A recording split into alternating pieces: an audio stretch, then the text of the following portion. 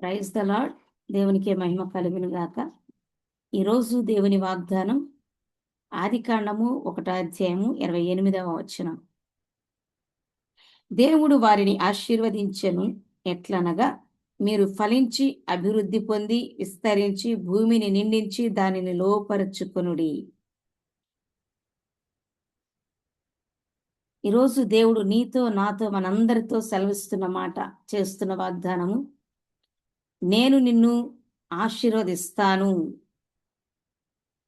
ఆశీర్వాదానికి కారకులుగా చేస్తాను అని దేవుడు మాట్లాడుతున్నారు. ఎట్లానంటే, మీరు ఫలిస్తారు, అభివృద్ధి చెందుతారు, విస్తరిస్తారు, సమస్తాన్ని మీరు లోపరుచుకునేటట్టుగా, స్వాధీనపరుచుకునేటట్టుగా నేను మిమ్మలను ఆశీర్వదిస్తాను అని దేవుడు వాగ్దానం చేస్తున్నారు. ఇక్కడ స్వయంగా దేవాతి దేవుడు ఆదాము హవ్వలతో మాట్లాడుతున్న మాట. ఆదాము హవ్వలను దేవుడు ఈ విధంగా ఆశీర్వదించారు. వారితో ఈ ఆశీర్వాదకరమైన మాటలు మాట్లాడి ఉన్నారు. మీరు ఫలించి అభివృద్ధి చెంది విస్తరించండి, ఈ భూమిని లోపరుచుకోండి, ఈ భూమి మీద ఉన్న ప్రతి దానిపై మీరు అధికారులుగా ఏలుబడి చేయండి అని దేవుడు ఆ రోజున వారితో మాట్లాడి ఆశీర్వదించినట్లుగా చూస్తాం. అయితే వారికి దేవుడు అటువంటి గొప్ప ఆశీర్వాదాన్ని అనుగ్రహిస్తే, ఈ ఆశీర్వాదాలన్నీ వారు దేవుని మాటకు అవిధేయులవుట వలన, తినవద్దన్న పండి తిని దేవునికి అవిధేయులవుట వలన ఆ ఆశీర్వాదాలన్నీ వారు పోగొట్టుకున్నట్టుగా వాక్యలేఖనాలు తెలియజేస్తున్నాయి. ఒకసారి దేవుడు నిన్ను ఆశీర్వదిస్తాను అని చెప్పిన తర్వాత ఆయన మాటకు లోబడుతూ ఉండాలి, ఆయనకు విధేయులముగా జీవిస్తూ ఉండాలి. అప్పుడు ఆయన మనతో చేసినటువంటి వాగ్దానాలన్నీ మన జీవితాల్లో స్థిరపరుస్తారు. ఆ తర్వాత బైబిల్లో మనము అబ్రహామును జ్ఞాపకం చేసుకుంటే, అబ్రహామును దేవుడు పిలిచాడు, అన్య జనులలో నుంచి అబ్రహామును పిలిచాడు. నీవు నాకు లోబడితే, నా మాటకు విధేయత చూపితే నేను నిన్ను ఆశీర్వదిస్తాను, నీ నామాన్ని గొప్ప చేస్తాను, నిన్ను అనేకులకు ఆశీర్వాదకరంగా మారుస్తాను అని ఆదికాండము 12వ అధ్యాయం 1 నుంచి చదివితే మనకు అర్థమవుతుంది. అయితే అబ్రహాము దేవుని మాటకు లోబడ్డాడు. లోబడిన దాన్ని బట్టి దేవుడు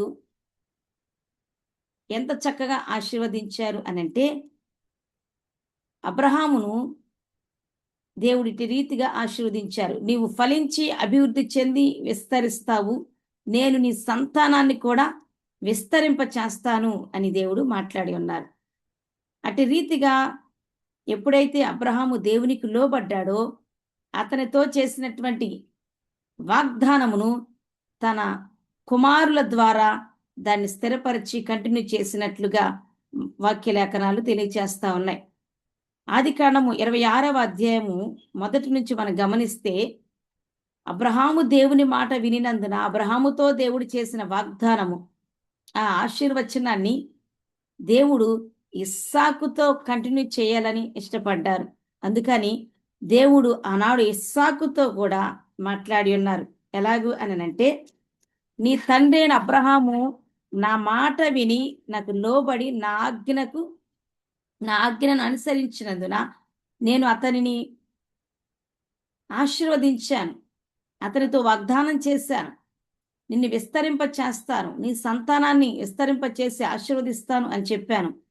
నీవు కూడా ఈరోజు నా మాట వింటే అబ్రహాముతో చేసిన వాగ్దానాలన్నీ నీతో నేను నీ జీవితంలో కూడా నేను నెరవేరుస్తాను అని మాట్లాడారు.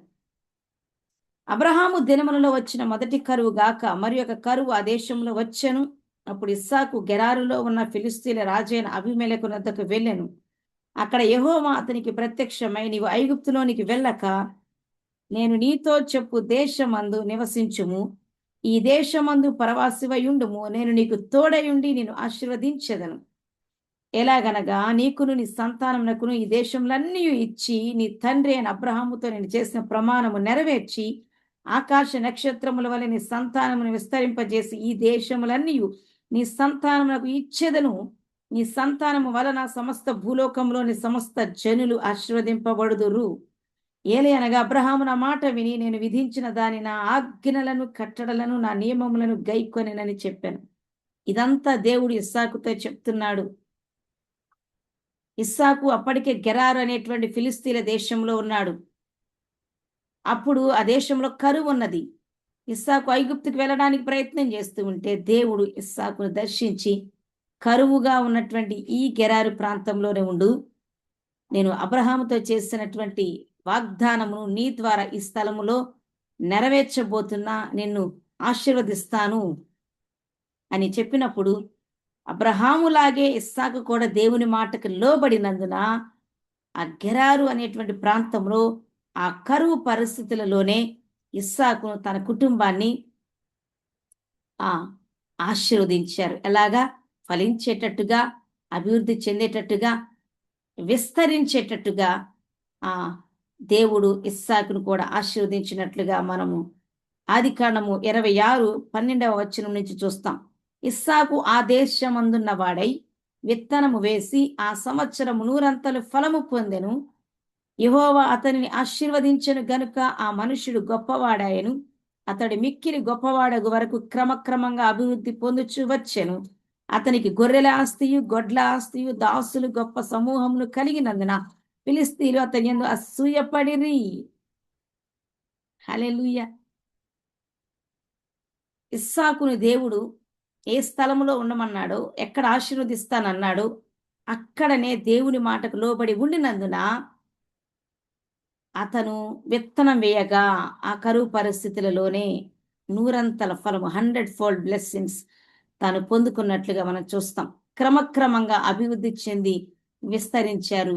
అక్కడున్న దేశస్థులు, అధికారులు, రాజు సైతము అతని ఆశీర్వాదాన్ని చూసి అసూయపడినట్లుగా కూడా లేఖనాలు తెలియజేస్తున్నాయి. చివరికి అతని మీద అసూయపడిన ఆ దేశస్థులు రాజుతో సహా, అధికారులతో సహా, నీకు వచ్చిన ఆశీర్వాదము దేవుని నుండి వచ్చినది, దేవుడు నీకు తోడుగా ఉన్నాడని మేము గ్రహించాము అని వారితో సమాధాన పడినట్లుగా దేవుని వాక్య లేఖనాలు ఈ అధ్యాయంలో చూస్తాం.